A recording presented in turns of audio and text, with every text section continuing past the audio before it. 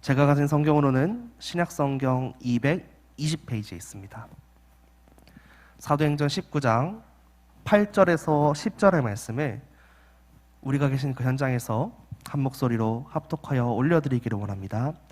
바울이 회당에 들어가 석 달 동안 담대히 하나님 나라에 관하여 강론하며 권면하되 어떤 사람들은 마음이 굳어 순종하지 않고 무리 앞에서 이 도를 비방하거늘 바울이 그들을 떠나 제자들을 따로 세우고 두란노 서원에서 날마다 강론하니라.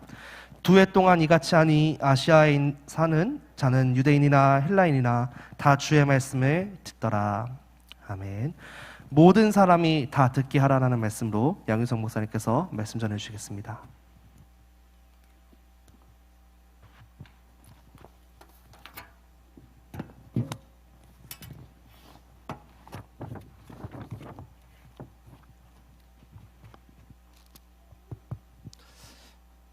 우리 옆에 사람과 함께 인사 나누겠습니다. 하나님의 은혜 받는 시간 됩시다. 은혜를 받으면 어떻게 되냐면 변화가 되어집니다. 은혜를 받으면 변화가 됩니다.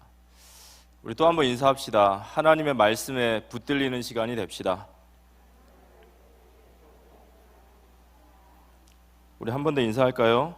다 내려놓으시고 예배에 집중합시다. 오늘 제목은 제가 엄청 부담을 드리려고 제목을 모든 사람이 다 듣게 하라.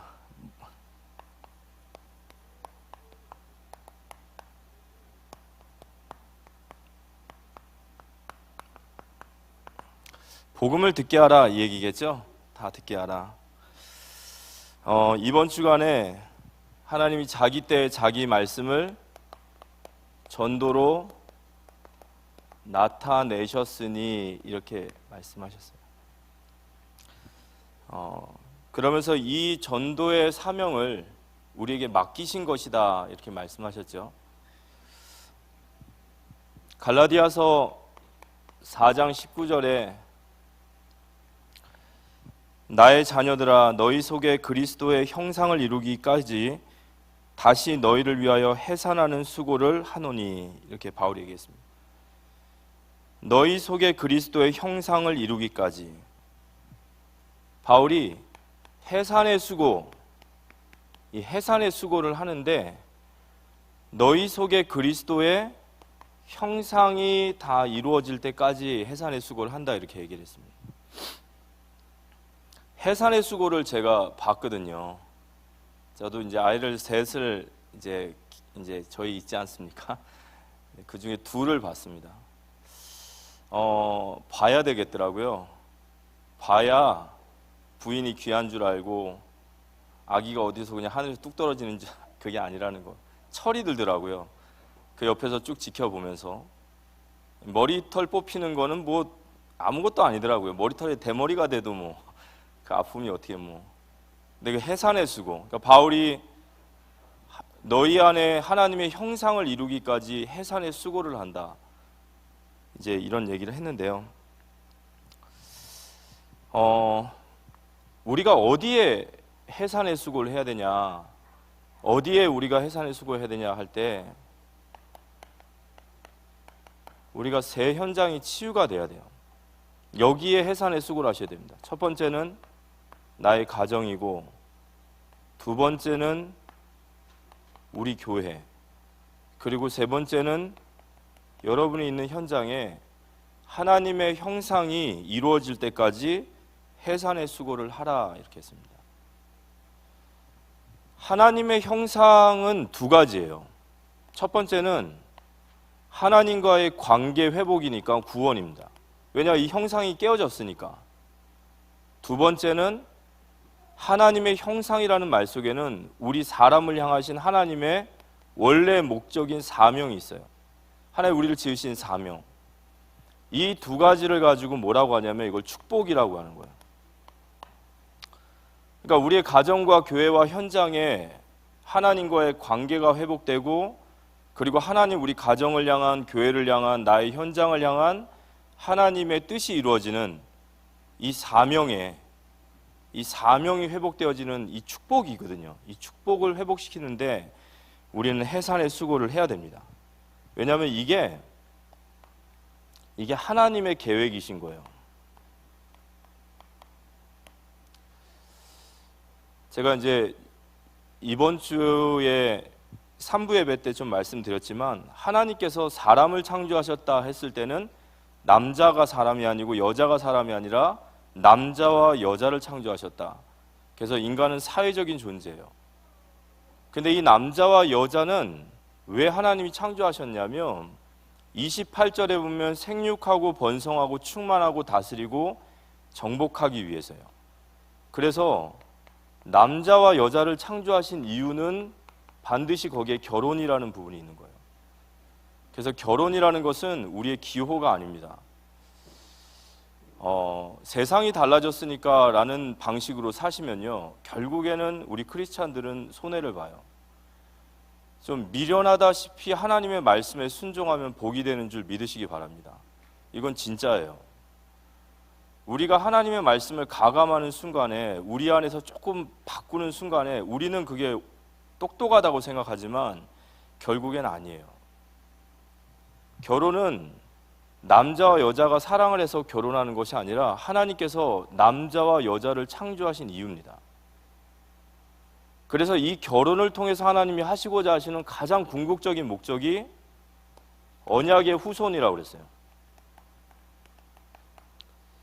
언약의 후손, 생육하고 번성하고 충만하라. 그 말은 레위 남자와 레위 여자가 만나서 그 언약의 관계 속에서 언약의 후손들을 많이 낳는 거예요. 언약의 후손들을 많이 낳고 많이 세워서 그들로 하여금 온 땅에 충만하게 만드는 겁니다. 이게 하나님의 계획이에요. 그러니까 온 땅에 충만하다. 무슨 말이죠? 결혼은 하나님과의 관계 회복이라고 그랬죠. 언약의 후손은 우리의 사명이면 온 땅에 충만한 것은 뭐냐? 전 세상으로 파송하는 거예요. 온 땅으로 언약의 후손들이 파송되는 거예요. 언약 들고 온 땅으로, 만민으로, 땅끝까지, 모든 분야로, 모든 시대로 다 흩어져 나가는 거예요. 파송되어지는 겁니다. 파송되어져서 뭐 해야 되죠? 다스리고 정복하라. 다스리고 정복하라는 말은 무슨 말이냐면요, 언약의 후손들이 온 땅으로 전파되어져서 다스리고 정복하라. 바로 하나님의 나라가 임하게 하는 거예요. 언약의 백성들이 가는 곳마다 하나님의 통치가 시작되는 거예요. 하나님의 형상이 회복되어지는 겁니다. 이걸 뭐라고 하냐면요, 바로 문화 정복이라고 하는 거예요. 이게 하나님께서 우리 가정과 교회와 나의 현장 속에서 하시고자 하신 일이에요. 우리의 가정과 교회와 현장이 하나님과의 관계가 회복되고 언약의 후손들이 온 땅에 전파돼서 서 있는 모든 현장 속에서 문화를 바꾸는 하나님의 나라가 이루어지는 거. 이게 우리 교회를 향하신 계획이고 우리 가정을 향하신 계획이에요. 이게 하나님의 계획인 줄 믿으시기 바랍니다. 여기에서 이걸 두고 해산의 수고를 하라는 거예요. 예를 들어서 이제 우리 교회를 본다면 우리 성도 한 사람 한 사람들이 우리 교회가 하나님과의 혼인 관계와 같이 정말 하나님의 은혜와 사랑 속에 뿌리 내리고 그 속에서 교회의 수많은 성도들이 다 언약의 후손들과 같이 제자로 세워지는 거예요. 다 언약 잡은 제자로 세워지는 거예요. 그래서 에베소서 4장 13절에 보면 우리가 다 하나님의 아들을 믿는 것과 아는 일에 하나가 되어 온전한 사랑을 이루어 그리스도의 장성한 분량이 충만한 데까지 이르러. 그러니까 새 가족이 왔어요, 저희 교회에. 그럼 그 새 가족이 오늘도 내일도 영원토록 새 가족으로 있으면 안 되고 그들이 그리스도의 분량까지 예수를 닮아가고 예수님을 계속해서 닮아가는 제자로 세워질 때까지 계속해서 그를 성장시키는 것을 위해 하나님이 일꾼을 세웠다라고 말을 하는 거예요. 그런데 여기 보면 대상이 우리가 다예요. 어떤 한두 사람이 특정한 사람들이 이 일을 하는 것이 아니라 하나님의 백성, 하나님의 모든 성도들은 하나님을 아는 것과 믿는 것에 하나가 돼서 그리스도 예수의 장성한 분량까지 자라나가게 하는 것을 보고 언약의 후손을 세운다는 거예요. 그럼 그들이 온 땅으로 흩어지죠. 저희들이 주일 예배 드리고 나면 이제 각자의 지역으로, 문화로, 분야로 다 흩어지지 않습니까? 그 흩어진 데서 뭐 하는 거예요? 하나님 나라를 세우는 거예요. 이게 하나님의 계획이고 이걸 우리는 선교라고 말하고 세계보고 말하는 거예요. 여기에 하나님이 우리들을 일꾼으로 세우시고 여기에 하나님이 우리에게 해산의 수고를 하라 이렇게 말씀하시는 겁니다.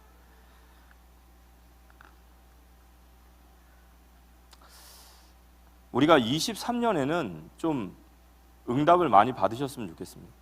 그럼 받아야 될 응답이 뭐냐면 나 중심이라는 신앙을 좀 깨세요. 나 중심 속에 있으면 하나님 부어주실 은혜도 없어요. 그러니까 나 중심을 좀 깨고 이제는 정말 하나님의 공동체를 위해서, 그래서 우리의 사명은 뭐냐면 교회를 세워서 세상을 살려야 돼요. 아멘. 이게 이제 하나님의 사람들인 거예요. 항상 우리가 섬김을 받는 사람은 성장하지 못합니다. 섬김을 받는 사람은 늘 어린아이예요. 그렇지만 누군가를 섬기는 사람만이 성장하게 돼 있어요.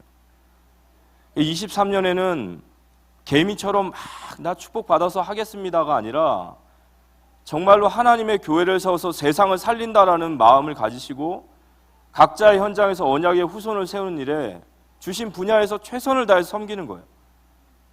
그 속에 하나님의 칭찬과 상급을 주실 줄 믿으시기 바랍니다. 이제 성장을 해야 됩니다. 어린아이처럼 맨날 나 중심적으로, 어린아이는 늘 삐지고 어린아이는 늘 시험 들고 유혹받고 자기 중심이라는 신앙을 넘어서지 못하고 그러면 안 되는 거예요. 그래서 이게 우리의 사명이다.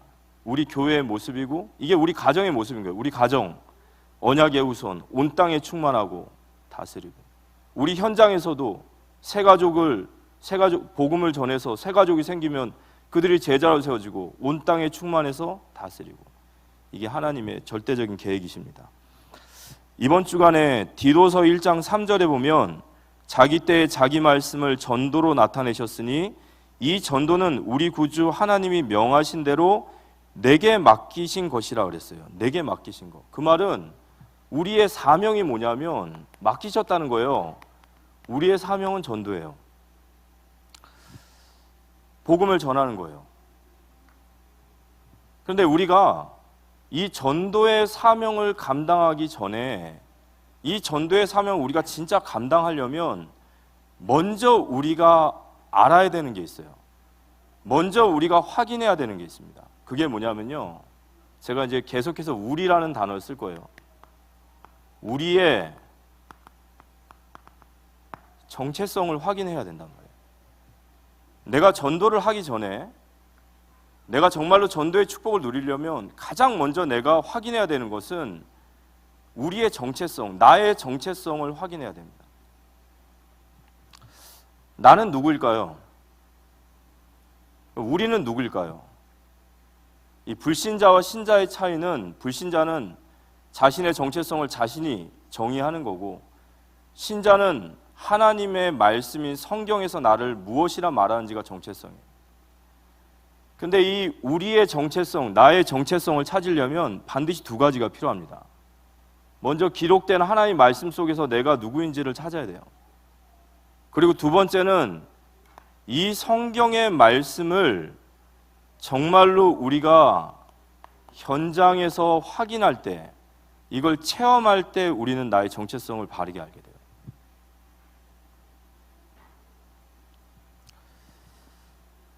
그래서 우리의 정체성은 성경에서도 분명히 밝히고 있지만 우리의 정체성은 현장을 통해서 나의 정체성을 확인하게 됩니다.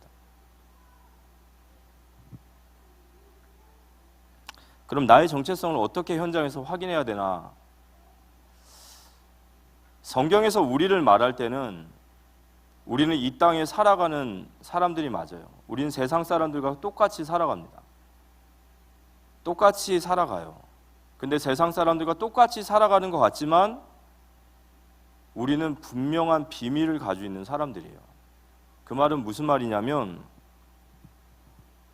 이 땅에는 단 한 사람도 예외 없이 반드시 그 사람에게 임할 멸망의 때가 있어요. 이걸 아는 사람들이란 말이에요. 한 사람도 예외 없이 반드시 임할 멸망의 때가 있습니다. 우리가 현장에서 나의 정체성을 찾는다라는 말은 우리는 세상 사람들과 똑같이 살아가는 것 같지만 이 사람들에게 반드시예요. 어떤 누구도 아니라 예외는 없습니다. 반드시 임할 멸망의 때가 있다라는 것을 우리는 알고 있어요. 그 멸망의 때가 언제냐? 히브리서 9장 27절이죠. 한 번 죽는 것은 사람에게 정해져 있고 죽은 후엔 심판이 있느니라. 맞습니까? 한 번 죽는 것은 사람에게 정해져 있어요. 근데 죽은 후에 심판이 있어요. 한 번 죽는 거.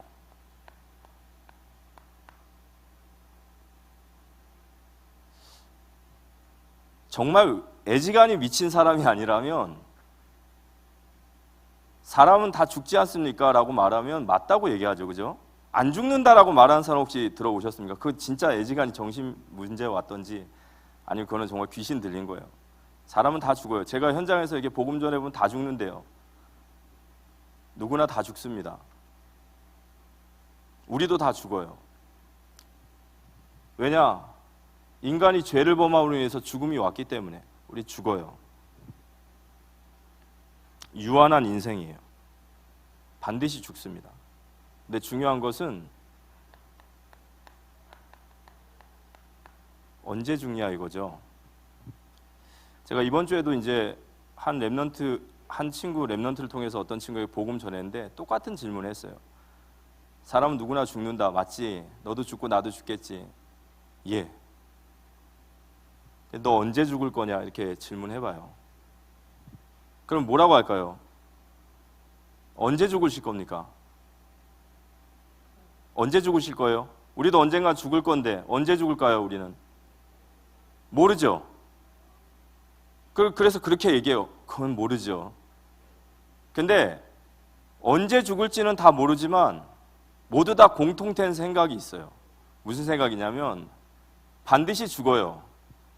근데 언제 죽을지 모르지만 오늘은 아니라고 생각한단 말이에요. 그죠? 오늘은 아닐 거야. 내가 죽는 건 확실해요. 그렇지만 오늘은 아니란 말이에요. 이걸 불신자만 그렇게 알고 있는 게 아니라 신자들도 그 생각을 하죠. 오늘은 아닐 거야.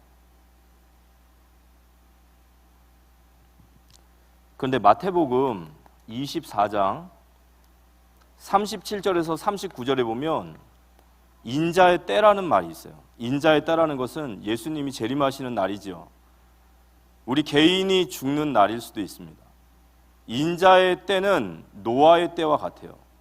노아는 심판의 날이거든요. 홍수전에 노아가 방주에 들어가던 날까지 사람들은 먹고 마시고 장가들고 시집가고 있으면서 홍수가 나서 그들을 다 멸하기까지 깨닫지 못하였으니 인자의 임함도 이와 같으니라. 우리 개인의 종말이나 예수님이 이 땅에 오시는 날은 누구도 몰라요. 그런데 그날은 노아의 때와 같이 심판의 날인데 그날은 언제 올지 몰라요. 우리에게. 우리 개인이나 이 세상에. 그런데 중요한 것은 인자의 때 홍수가 나기 직전까지 사람들은 뭐 하냐면 먹고 마시고 시집가고 장가간다 이러는 거예요. 그럼 목사님은 먹고 마시고 장가 안 갑니까? 가죠. 오늘 저도 먹고 마시고 다 했으니까요. 근데 무슨 얘기냐면 노아의 때에 심판을 받았던 사람들의 특징은 먹고 마시고 시집가고 장가간다. 그 말은 그게 다인 것처럼 살고 있단 말이에요. 먹고 마시고 시집가고 장가간다. 그게 다인 것처럼 사는 거예요. 이 땅에 사는 것이 다라고 생각하는 거예요. 그런데 그렇게 먹고 마시고 시집가고 장가가고 이 땅이 다인 것처럼 땅바닥만 쳐다보고 계속 살아가다가 어느 날 하나님의 심판의 날이 오고 방주의 뚜껑이 닫을 때까지 그들은 깨닫지 못하더라고 그랬어요. 우리는 뭐 하는 사람들이냐면 그들에게 깨달으라고 말해야 되는 사람이에요. 맞습니까? 우리도 똑같이 살아가요. 우리도 먹고 마시고 시집가고 장가갑니다. 그렇지만 우리는 그게 다가 아니라는 걸 알아요. 한 번 죽는 것은 사람에게 정해져 있고 죽은 후에 심판이 있느니라. 그걸 알고 있는 사람이 우리란 말이에요.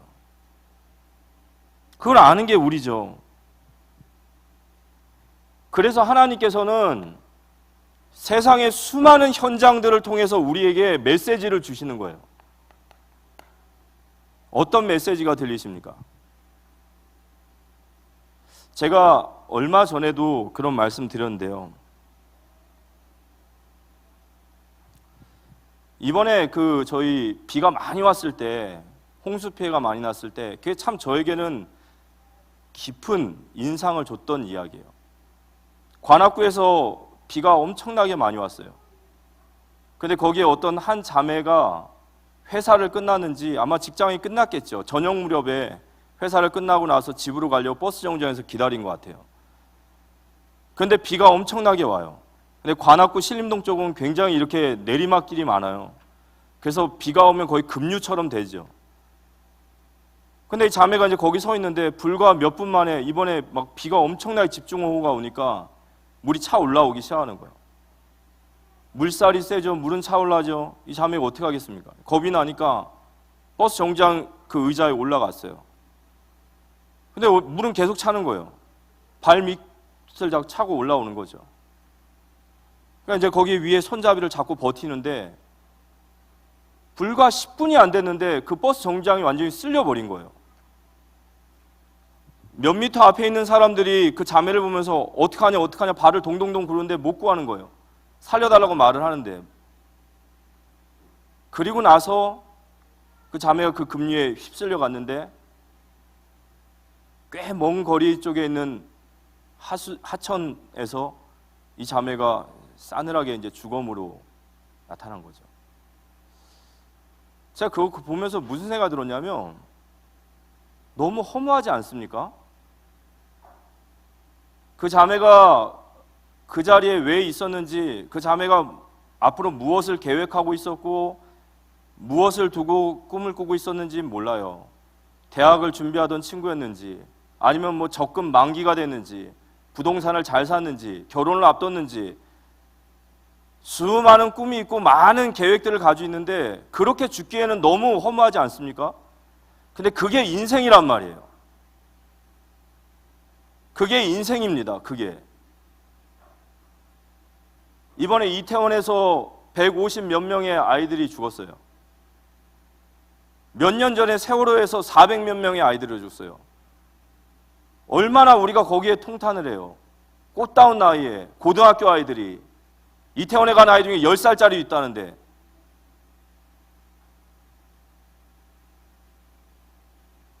한 번 죽는 것은 사람에게 정해져 있고 죽은 후에 심판이 있느니라. 저는 이태원 때도 그랬지만 세월호 때도 그랬어요. 세월호 때 배가 뒤집어져서 물이 차오르기 시작해서 그 속에 있는 아이들이 더 이상 구원의 희망이 없고 소망을 다 내려놨을 그 시기에 그 가장 인생에 두려운 시기 아니겠어요? 그 물이 차오르는 그 시기에 그 아이들에게 정말로 남는 게 뭐냔 말이에요. 대학이 중요합니까? 뭐 스펙이 중요해요? 수능을 얼마나 잘 봤냐 그게 중요합니까? 내신이 얼마나 좋냐 그게 중요해요? 누구나 다 오는 그 멸망의 시간표의 마지막으로 딱 걸리는 단어는 하나예요. 예수 그리스도밖에 안 남습니다. 하나님이 세상의 멸망의 때들을 보여주시면서 우리 교회에게 하시는 말씀은 그거예요. 하나님은 세상을 이렇게 보십니다. 하나님 세상을 이렇게 보시는 거예요. 그 멸망의 심판에서 빠져나오는 유일한 길이 예수 그리스도이심을 믿으시기 바랍니다. 이걸 알고 있는 게 바로 우리란 말이에요. 이걸 알고 있는 우리.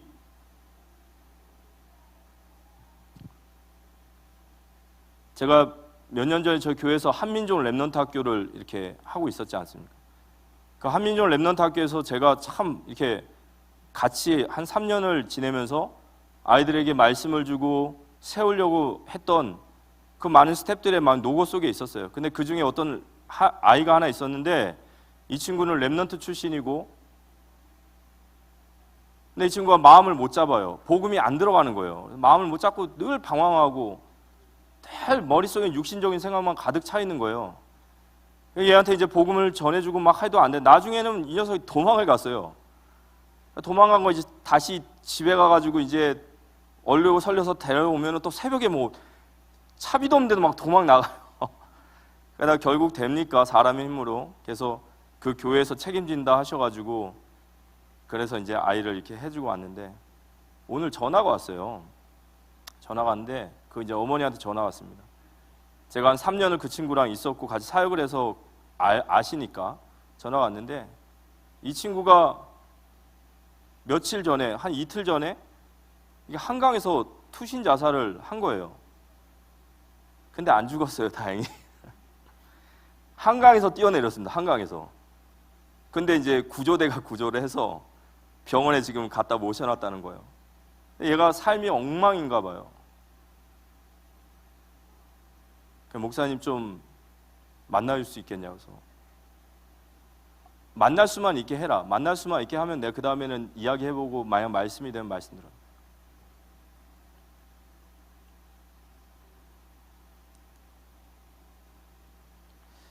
제가 동두천에서 사역하는데 어떤 자매가 하나 있습니다. 이 자매는 교회 청년 회장이고 하여튼 예수님에 대해서 정말 열심득심이에요. 근데 이 가정이 너무 어려움이 많이 닥치는 거예요. 이 자매에게도. 아버지가 암에 말기암이었고 어머니는 집 나가신 지 오래고 이 자매가 그래도 가장으로서 아주 결혼도 안 하고 간호사인데 그렇게 가정밖에 모르고 있는 아이예요. 근데 그 남동생이 나쁜 아이는 아닌데 자꾸 뭔 일만 하면 자꾸 사기를 당하고 뭔 일만 하면 자꾸 경제에 터지는 거예요. 근데 이번에도 자기 명의 빌려줬다가 된통 뒤집어 써가지고 한 몇 억이라는 돈을 정말 맞게 된 거예요. 애가 깜빵에 가게 되니까 이 자매가 이제 자기 아파트를 팔아서 그거 하나 있는 거 팔아가지고 이제 해야 되니까 애가 완전히 뭐 낙심한 거죠. 근데 그때 이제 만났습니다. 만나가지고 그때부터 말씀을 나누고 복음을 전하고 말씀 나누는데 이 자매가 복음을 들으면서 많이 회복을 했어요. 그런데 정말로 복음이 너무너무 복음이 희미한 거예요. 정말 종교화되어 있고 복음되어 있고 영적인 사실도 전혀 모르고. 근데 이제 자매가 이제 말씀 듣다 보니까 진짜 하나님 기적같이 많은 것들을 회복시켜 주셨어요. 그러니까 지금 이제 경복대학교 나이가 40인데 경복대를 들어가서 간호학과에서 지금 열심히 공부하면서 그쪽에 아이들을 모아가지고 지금 말씀을 나누고 있는 자매가 하나 있습니다. 현장은 우리에게 메시지를 분명히 주죠. 하나님 우리에게 계속 메시지를 주세요. 우리가 어떤 존재라는 것을. 우리가 어떤 존재라는 것을.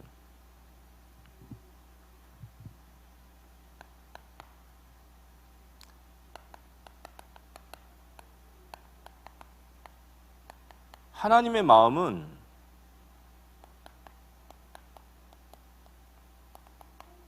그리스도를 보내신 것이 하나님 마음이에요. 이걸 한번 가만히 묵상해 보십시오.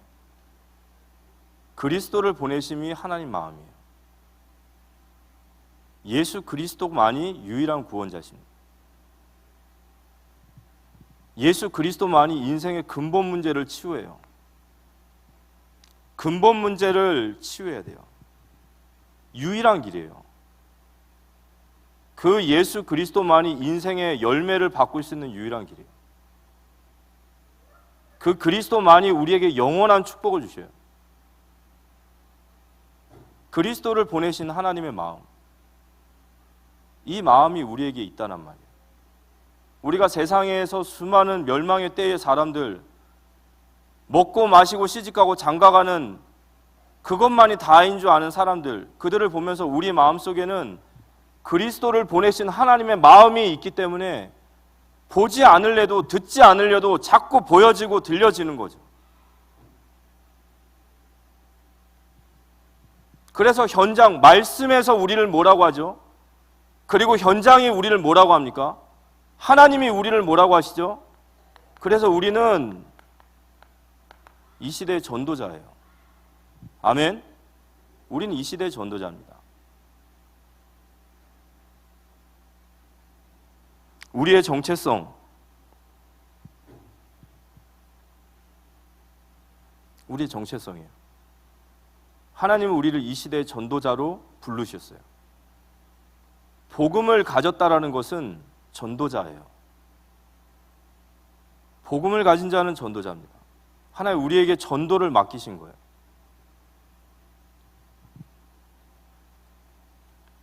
우리를 이 시대의 파수꾼으로 부르신 줄 믿으시기 바랍니다. 복음을 회복할 남은 자란 말이에요. 하나님의 목적을 가진 순례자고 이 땅을 그리스도의 이름으로 회복시킬 정복자입니다. 그걸 뭐라고 하냐? 전도자라고 해요. 전도자.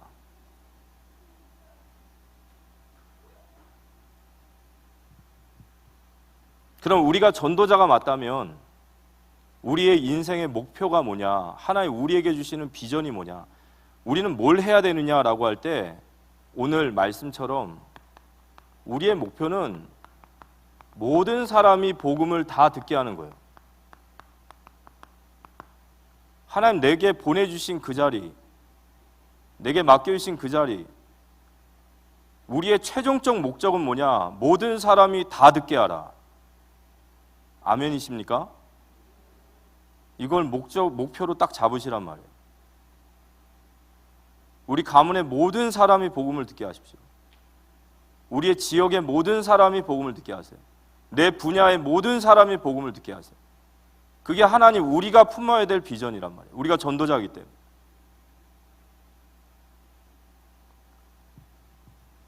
그 말씀 속에서 오늘 에베소 19장의 말씀을 좀 봅니다. 이 에베소라는 지역은 여긴 교통의 요충지예요.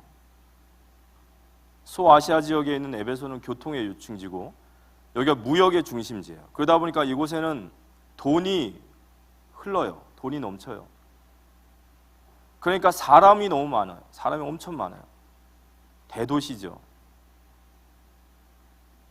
무역이 되고 돈이 많고 사람이 많으면 여기에 당연히 여기는 종교도 많고 많은 권세가 있는 자리예요. 그런데 이 에베소 지역은 우리가 잘 알다시피 이곳은 대표적인 또 우상의 도시이기도 해요.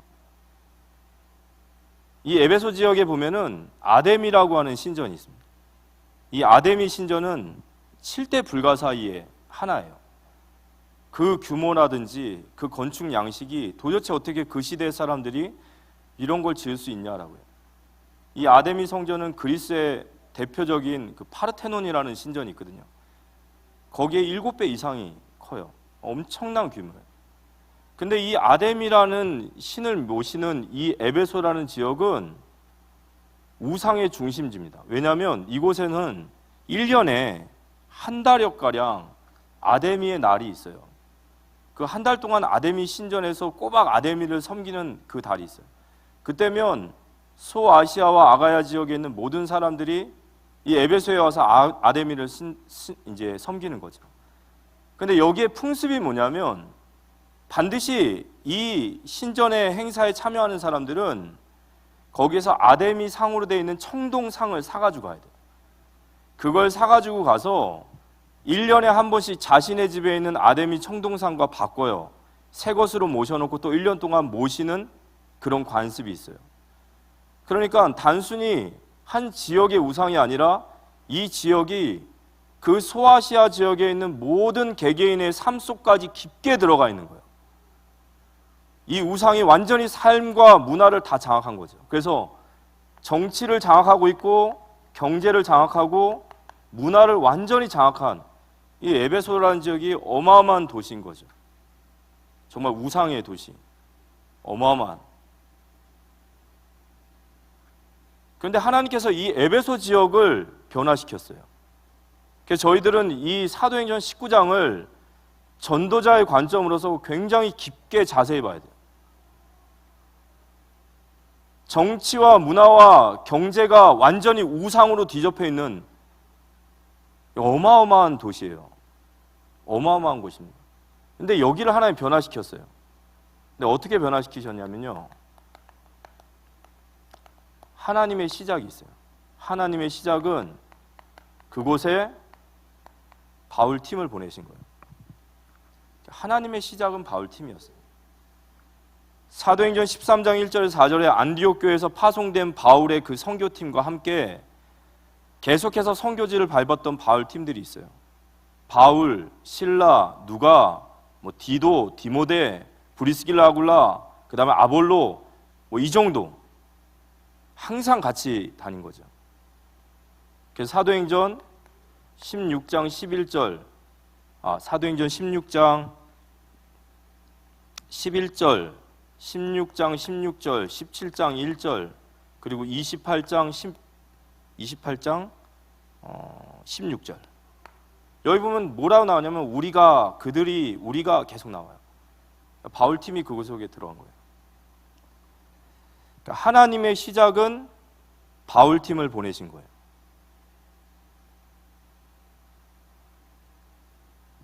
이 바울 팀이 들어갈 때 하나님은 그 지역에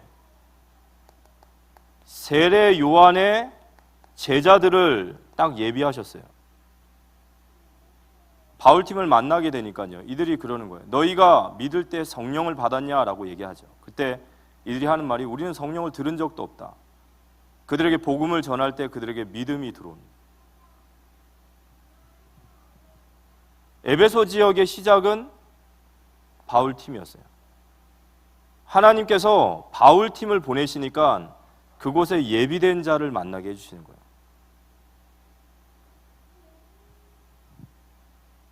그 예비된 자들과 함께 바울이 뭘 하냐면요. 바로 두란노 운동을 시작하는 거예요. 사도행전 19장 오늘 8절에서부터 10절까지 읽어보면요. 바울이 회당에 들어가 석 달 동안 담대히 하나님의 나라에 관하여 강론하며 권면하되 어떤 사람들은 마음이 굳어 순종하지 않고 무리 앞에서 이 도를 비방하거늘 바울이 그들을 떠나 제자들을 따로 세우고 두란노 서원에서 날마다 강론하니라. 바울이 회당에 들어가서 석 달 동안 하나님 나라에 대하여, 복음이죠, 하나님의 나라에 대하여 강론해요. 그러니까 그 말씀을 들은 사람 중에 어떤 사람들은 그 말씀을 받지 않는 사람도 있지만 그 말씀을 들으면서 마음이 열린 자들이 있어요. 그들을 따로 세워서 이 두란노라고 하는 서원에서 2년 동안 하나님의 나라에 대하여 날마다 말씀을 강론하기 시작하는 거예요. 날마다 말씀을 강론하는 거예요. 그런데 이 날마다 말씀을 강론한 결과가 어떻게 되냐면 10절에 보면 2해 동안 이같이 하니 아시아에 사는 자는 유대인이나 헬라인이나 다 주의 말씀을 듣더라 그랬어요. 다 주의 말씀을 듣더라 그랬어요. 2년 동안 사도 바울의 팀이 또 이 에베소 지역에서 만났던 제자들을 중심으로 2년 동안 말씀 운동을 지속해서 펼치는 거예요. 하나님 나라에 대하여 날마다 강론했어요. 그랬더니 결과가 어떻게 되냐? 아시아에 사는 헬라인이나 유대인이나 모든 사람이 다 주의 말씀을 들은 거예요. 어떻게 우리가 모든 사람이 다 주의 말씀을 듣게 하냐? 여기 답이 있죠. 날마다 하나님의 나라에 대하여 강론하니라. 근데 2년 동안 했더니 모든 사람이 다 주의 말씀을 들었다. 저는 이 말씀 들으면서 좀 생각을 하게 됐어요. 어떻게 아시아에 사는 사람들이 다 복음을 들을까? 여기서 말하는 아시아는 소아시아 지역이에요. 어떻게 사람들이 다 말씀을 들을 수 있을까? 라고 생각을 했는데 어떻게 다 말씀을 들을 수 있죠? 여기에 키가 뭐냐면요, 바로 제자예요. 사도 바울이 2년 동안 두란노라는 지역에서 사람들을 모아서 말씀 운동을 한 거예요. 날마다 복음에 대해서 들은 거예요. 그런데 이 복음을 들은 사람들이, 두란노에서 말씀을 받은 사람들이 각자 자신의 고향과 일터와 산업인으로 가면 거기서 또다시 말씀 운동이 시작되어지는 거예요. 그러니까 두란노 서원에서 두란노 운동, 두란노 서원에서 말씀을 받는, 모일 때는 말씀 받고 은혜 받고 복음에 대한 확신을 가지고, 그리고 나갔더니 어떻게 되죠? 나가니까 입을 가만두질 못하죠. 왜냐? 보이니까. 가는 곳마다 복음을 전하는 거예요. 가는 곳마다 배운 게 도둑질이라고 말씀을 전하는 거죠. 그러니까 바울이 두란노 서원에서 말씀 운동하는데 이 말씀을 받은 자들이 각자 현장으로 퍼져서 똑같이 또 말씀 운동을 하는 거예요. 그러다 보니까 아시아에 있는 모든 사람이 복음을 듣게 된 거예요. 이걸 보고 우리가 뭐라고 하죠? 다락방 전도 운동이라고 해요. 다락방.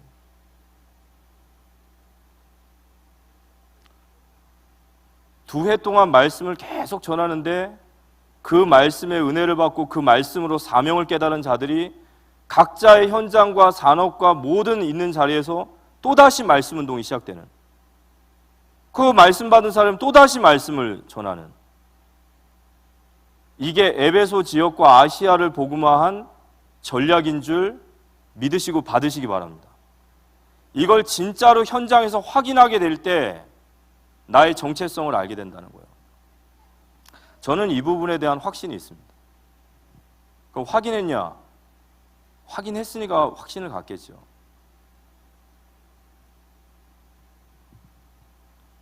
말씀동을 계속 펼치면요, 이 말씀에 눈이 열려요.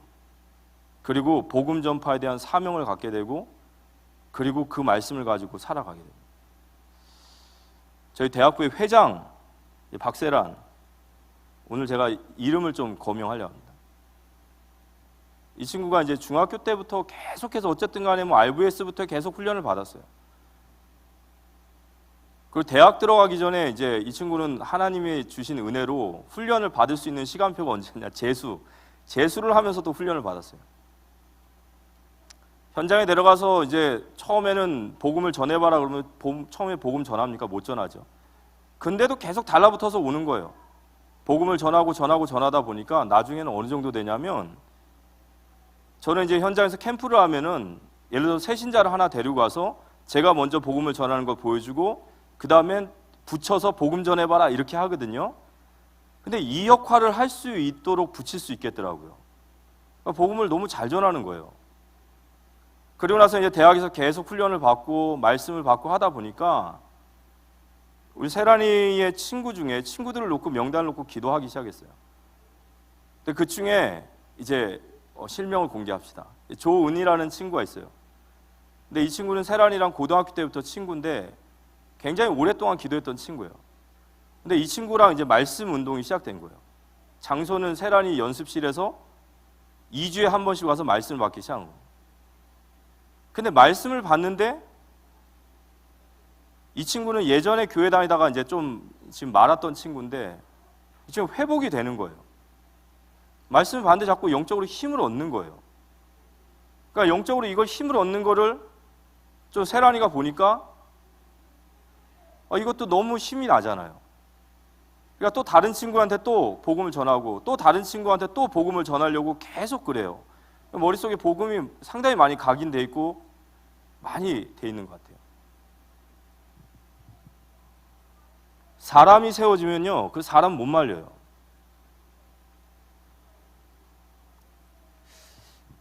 우리 대학부에 이제 재혁이라는 친구가 있어요. 최재혁. 근데 이제 재혁이가 뭐 사명자냐 아니냐, 뭐 제가 그런 얘기까지는 안 합니다. 그냥 이제 다락방에서 이제 말씀 운동을 나눴습니다. 그러다 보니까 매번 이제 기도 제목에 놓고 기도한 친구가 있었어요. 근데 그 중에 이제 친구 하나가 있는데 그 친구가 김민재라는 친구예요. 근데 이 친구가 어느 날 대학부에 오게 된 거예요. 근데 이제 재혁이가 거기다 쓴 글은 기도 제목은 그냥 종교에 좀 관심 있는 친구 이 정도였어요. 근데 막상 복음을 전해보니까요, 얘가 종교에 관심 있는 게 아니라 진짜 갈급한 아이인 거예요. 그러니까 많은 종교를 막 헤매고 있다가 기독교가 답인 것 같아서 교회를 택했는데 교회는 아직 못 나가고 유튜브나 막 이상한 도서를 보기 시작한 거예요. 호기심이 가득 차 있는 친구였어요. 복음을 전하니까 복음을 받았습니다. 그리고 나서 이제 연세대에서 이제 말씀 다락방을 하는데 재혁이가 걔를 데리고 오더라고요. 데려서 말씀을 전하는데 말씀을 너무 잘 받아요. 너무 호기심도 많고 물어보고 싶은 것도 너무 많은 거예요. 그래서 다락방을 한 주, 두 주, 세 주 정도 하는데 어느 날 그러는 거예요. 사는 데가 서울이다 보니까 목사님 교회를 제가 와서 말씀도 전해주고 밥도 사주고 하니까 본인도 우리 교회 와서 말씀을 예배를 드려야 된다라는 게 있겠죠. 근데 얘기를 하더라고요. 목사님 교회를 가고 싶은데 집이 서울이다 보니까 제가 일어나지도 못하겠습니다. 목사님 혹시 근처에 교회를 가면 안 되겠습니까? 그러길래 야 그럼 당연히 되지. 근데 교회도 좋은 교회가 있고 좋은 교회가 있으니까 꼭 얘기를 해라. 그랬더니 이제 장로교회 간다고 해서 가라 그랬습니다. 그러다가 이제 다 얘기하네요. 재혁이가 코로나가 걸려서 한 2주 정도 다락방을 쉬다가 3주 차에 이제 다시 갔는데 거기 이제 또 온 거예요. 와서 앉아가지고 이제 또 말씀을 전하는데 친구가 그러는 겁니다. 제가 물어봤어요. 민재야 혹시 교회 갔냐? 그랬더니 하는 말이 아니 목사님 교회 등록했냐? 그랬더니 등록을 아직 못했다는 거예요. 그래서 제 생각에도 얘는 어머니 아버지가 인도네시아에 있어요. 그리고 누나는 영국에 있고 그리고 자기 혼자 자취하고 신앙의 기초가 없는 아무것도 없는 친구인데 그 친구가 혼자 교회 가서 교회 예배 드릴 수 있겠습니까? 당연히 못 드리잖아요. 그래서 교회 못 갔나 보다 싶었는데 이 친구 말은 그러는 거예요. 그래서 제가 이번 주에는 대학부를 좀 가려고 한다는 거예요. 그 교회에. 그래서 그래 이왕이면 대학부 들어가서 등록해서 제대로 신앙생활 해라. 그랬는데 알고 봤더니 이 친구가 교회를 등록하지 않았다라는 것은 대학부를 등록하지 않았다는 거고 이 친구가 3주 동안 교회에 가서 예배를 드린 거예요. 혼자서. 얼마나 놀랍습니까? 그죠? 안 놀랍습니까? 그냥 너무 신기한 거예요. 어떻게 이럴 수가 있지? 그래서 제가 이제 그러면서 하는 말이 이번 주에는 목사님이 엘리야 얘기를 했다는 거예요. 그래서 얘가 성경도 모르는 애가 엘리야 얘기를 하니까 그러고서 가끔 재혁이한테 성경 구절을 준다는 거예요. 그래서 너무 신기해서 물어봤어요. 야 재밌냐? 교회 가는 게 재밌냐? 또 이 친구 하는 말이 너무 재밌다는 거예요. 목사님 말씀 너무 좋고.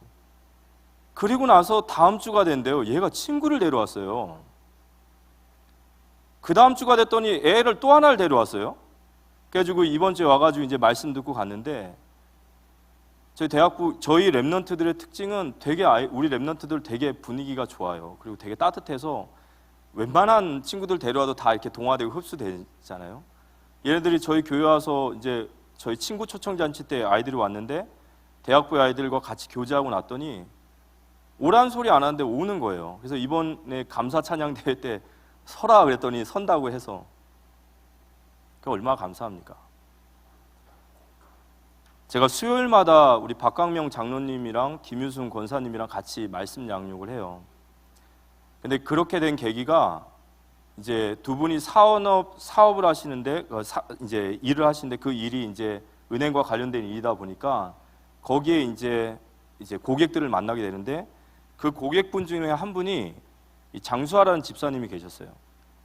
근데 이분이 이제 저를 만나게 된 것은 집이 안 팔리고 또 집에 들어가면 자꾸 영적으로 시달린다라고 하길래 우리 김유순 권사님이 그러면 나 아는 목사님이 있으니까 한번 예배라도 한번 드려봐라 이렇게 얘기를 한 거예요.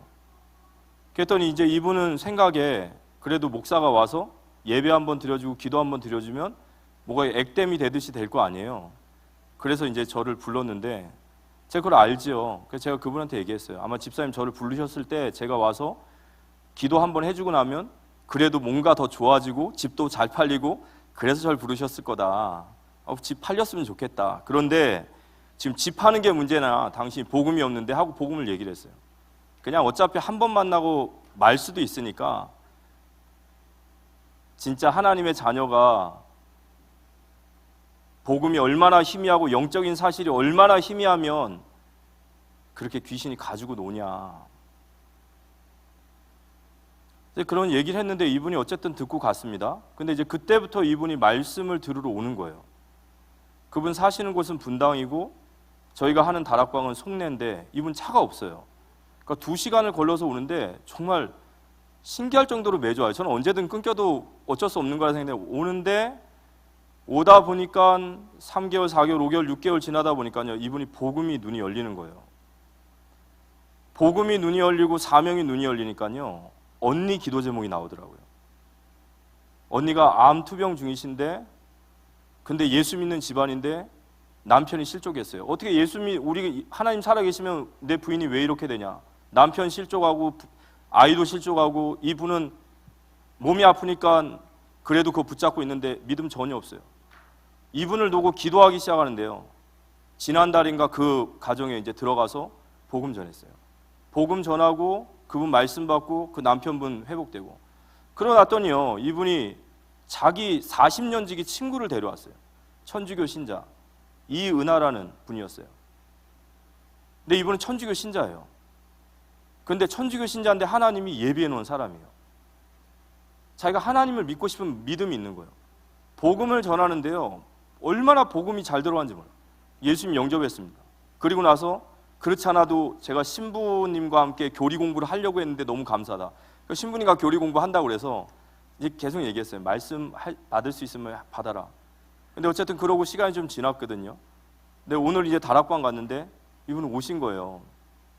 오셨는데 오늘 새생명 새생활 사과 거듭남의 증거를 얘기했어요. 하나님께서 얼마나 말씀을 주시는지 이분이 말씀을 듣고 은혜를 받으신 것 같아요.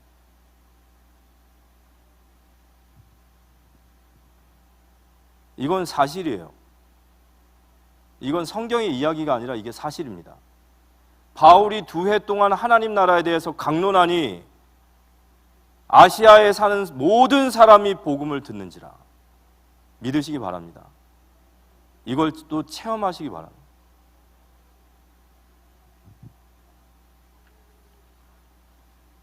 그런데 하나님께서 이걸 얼마나 기뻐하시냐면 이 말씀 운동에 하나님의 정말 능력이 부어지는 거예요. 사도행전 19장 11절에서 19절까지 보면 어떤 내용이냐면 여기 중요한 단어가 있어요. 11절 하나님이 바울의 손으로 라는 말이 있어요. 하나님이 바울의 손으로 놀라운 능력을 행하게 하심을 믿으시기 바랍니다. 이 축복 받으시기 바랍니다. 하나님 우리 모든 산업인들과 중직자분들이 가지고 계신 그 경제와 그 산업에 하나님이 놀라운 능력을 펼쳐주시기를 기도합니다. 언제 하시냐? 하나님이 정말 가장 기뻐하시는 일을 할 때예요. 말씀 운동할 때 하나님이 바울을 축복하시는 거예요. 그러니까 바울이 가는 곳마다 어떤 역사가 일어나냐? 치유의 역사가 일어나고 악귀가 꺾이는 거예요. 스게와의 제사장의 아들 7명이 바울을 가만히 보니까 신기해요. 그래서 뭐라 그러죠? 내가 바울이 전하는 예수로 명하노니 귀신아 나가라 했더니 그 귀신 들렸던 사람이 뭐라 하냐? 내가 바울도 알고 예수도 아는데 너는 누구냐 그러고 그 귀신 들린 사람이 확 덮쳐가지고요. 옷 홀랑 다 벗겨가지고 몸을 상하고 도망가죠. 무슨 뜻이죠? 하나님의 역사는 누구도 못 막아요. 세상의 경기가 아무리 안 좋고 세상의 상황이 아무리 안 좋고 그거 다 핑계예요. 하나님이 바울의 손으로 놀라운 능력을 행하시면 아무도 따라올 수 없는 절대적인 축복의 증인이 될 줄 믿으시기 바랍니다. 이 축복을 왜 놓치냔 말이죠, 우리가.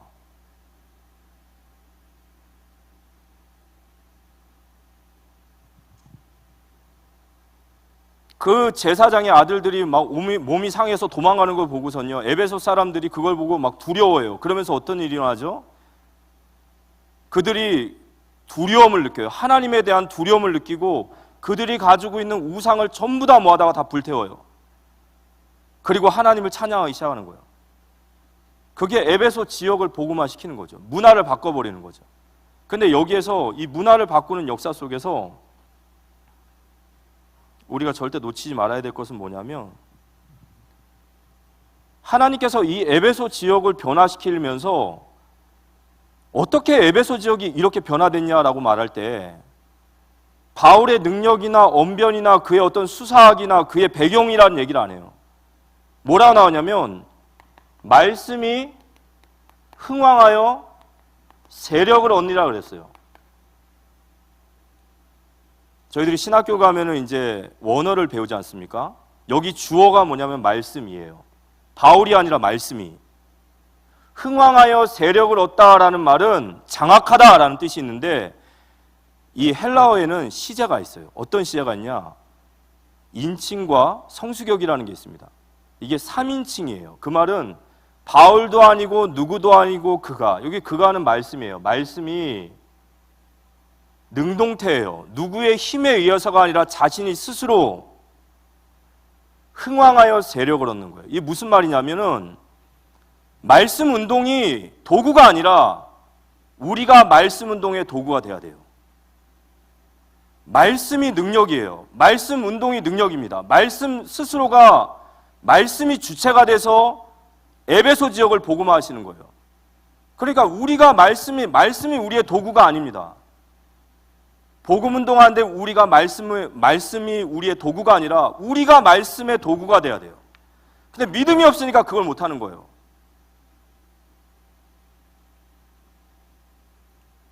이 사실을 정말 믿으시기 바랍니다. 이 에베소 지역의 문화가 완전히 뒤집어지고 난 후에 바울이 이 얘기해요. 내가 로마도 보아야 하리라. 이거 어떻게 들리십니까? 저는 이렇게 들려요. 로마를 누구에게 맡기시냔 말이에요. 하나님의 절대적인 계획인 그 시대 로마를 누구에게 맡기셨냐? 말씀 운동의 주역에게 맡기신 거예요. 아멘. 다락방 전도 운동의 주역에게 맡기신 줄 믿으시기 바랍니다. 엄청난 걸 가지고 있는데 마귀가 다 속이는 거예요. 다시 옛날로 다 돌아가게 하는 거예요. 우리는 전도자입니다. 전도자의 사명은 내가 서 있는 모든 현장의 말씀을 다 듣게 하는 거예요. 복음을 받고 구원을 받고 제자가 되는 건 하나님의 역사지만, 우리가 해야 될 것은 모든 사람이 말씀을 듣게 하는 거예요. 어떻게 그렇게 하냐? 두란노 운동을 하면 되는 거예요. 2년 동안 날마다 말씀 운동하면, 그 속에서 날마다 제자를 세워가면 그들이 퍼지는 곳마다 말씀은 전파되게 돼 있어요. 그 응답과 축복의 주역들 되시기를 기도합니다. 이거 놓치면 우리는 정말 바보입니다. 바보. 이거 놓치고 다른 거 찾고 있으면요, 이건 진짜로 이상한 짓 하는 거예요. 그건 다락방에 대한 아무것도 모르는 거예요. 다락방 전도운동이 교단입니까? 저는 교단을 넘어선 전도운동이라고 생각해요. 이게 하나님 주신 성경적 전도운동이에요.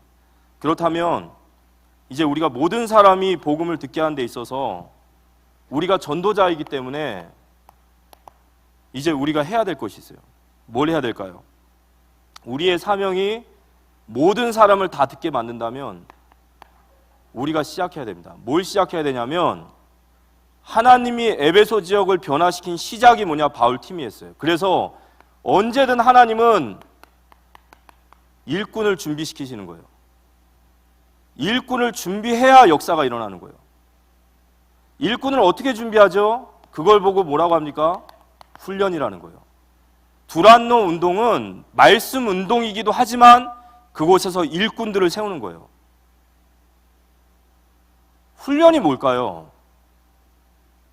저는 메시지를 들으면서 이렇게 들었어요. 본부의 훈련은 반드시 개교의 훈련으로 넘어와야 되고, 개교의 훈련은 모든 부서의 훈련으로 들어가야 되는 거예요. 훈련은요, 훈련을 위해서 훈련하는 것이 아니라 훈련의 목적은 결국에 파송이에요. 파송. 훈련을 위한 훈련이 어디 있습니까?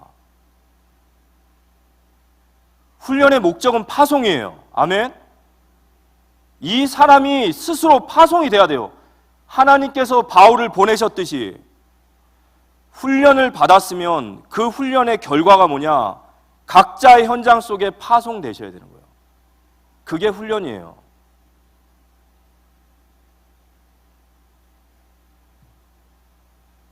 이 훈련 일꾼 세워야 돼요. 언약의 후손을 만들어야 됩니다. 언약의 후손을. 이거 안 하면 우리의 정체성 자체가 없는 거예요.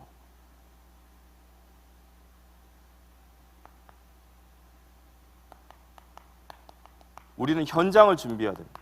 현장을 준비해야 돼요.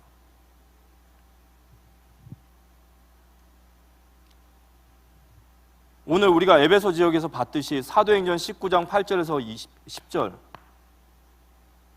두란노 서원에서 2년 동안 날마다 말씀을 강론했던 그 현장을 준비하시기 바랍니다. 이게 다락방 전도운동이에요.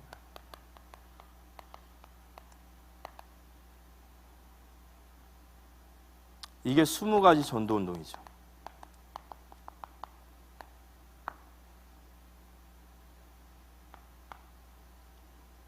계속해서 말씀 운동을 하면서 이 말씀 운동의 제자들이 세워지고 또 우리의 현장 속에서 이제 우리가 도전해야 될 것은 모든 사람이 다 복음을 듣게 해야 돼요. 그걸 뭐라고 하냐면요, 반드시 시스템이 필요해요.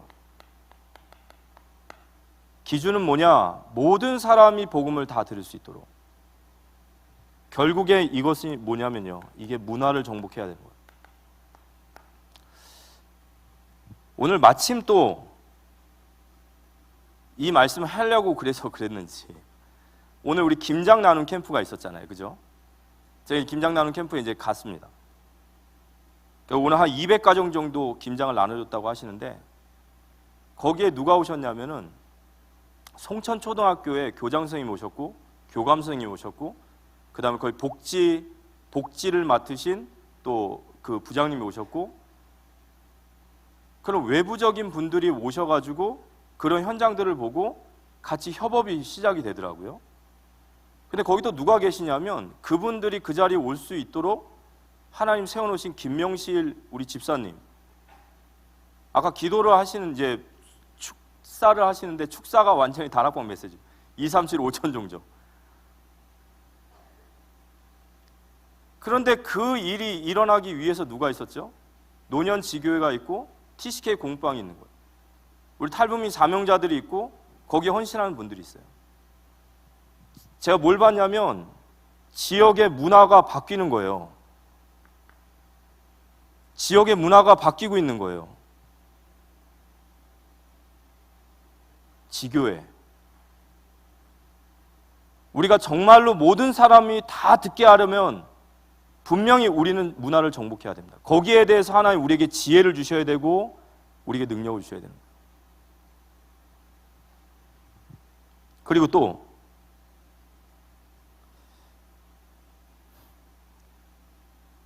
제가 이번 주에 굉장히 좀 기쁜 일 중에 하나가 이거 아시죠?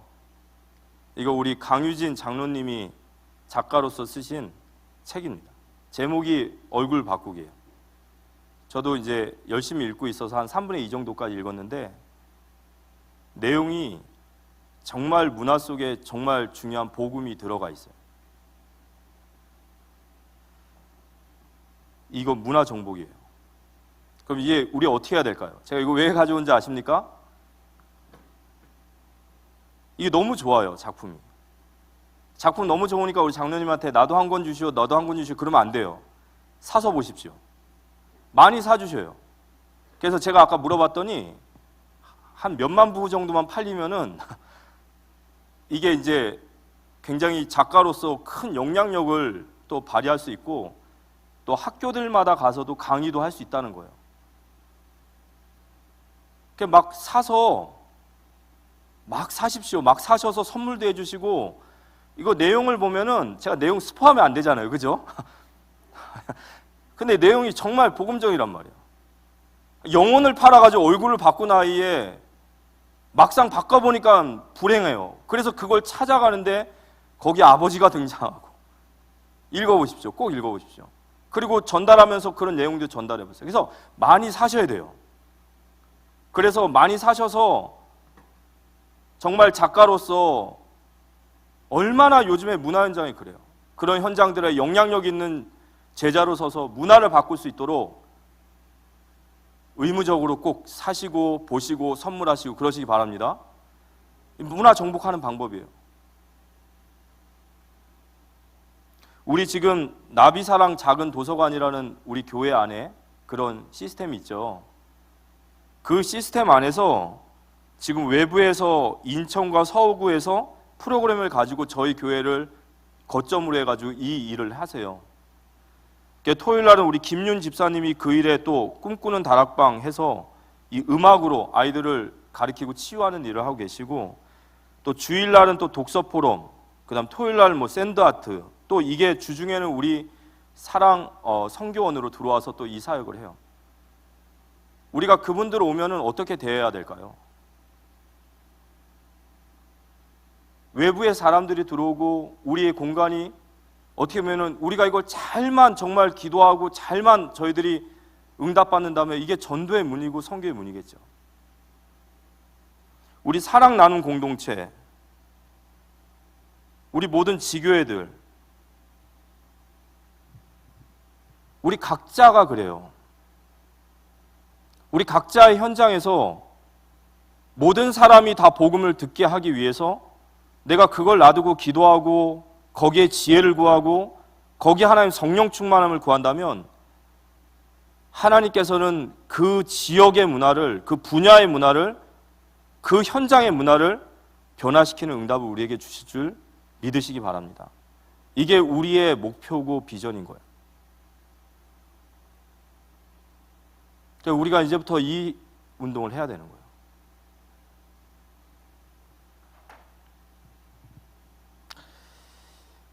교회를 세워 현장을 살리는 것이 우리의 사명입니다.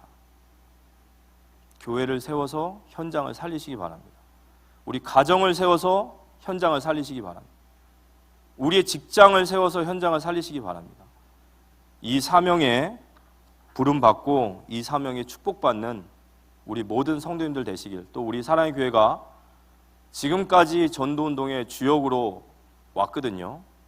우리가 23년에는 정말 본격적으로 정말 새로운 시작, 우리에게 주신 이 다락방 전도운동을 반드시 우리 자신이 맛을 보고 우리 렘넌트들에게 이 성경적 전도운동을 계승할 수 있는 그 책임을 다하는 우리 모두가 되어주시기를 살아계신 예수님의 이름으로 기도합니다.